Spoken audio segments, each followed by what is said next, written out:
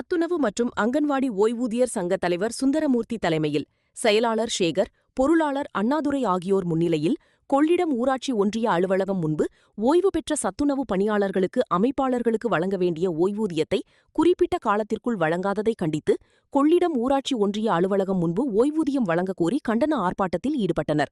போராட்டத்தில் அரசுக்கு அவப்பெயர் ஏற்படுத்தும் நோக்கில் தேர்தல் நேரத்தில் குறிப்பிட்ட காலத்தில் ஓய்வூதியம் வழங்காததை கண்டித்து கோஷங்கள் எழுப்பி ஆர்ப்பாட்டத்தில் ஈடுபட்டனர். இதில் சத்துணவு பணியாளர்கள், அங்கன்வாடி பணியாளர்கள் ஓய்வு சங்கத்தினர் கலந்து கொண்டனர்.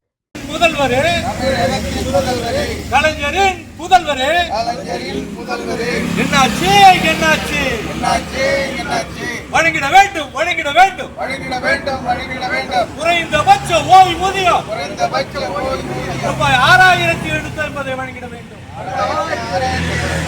சட்ட பென்ஷனாக வழங்கிட வேண்டும்.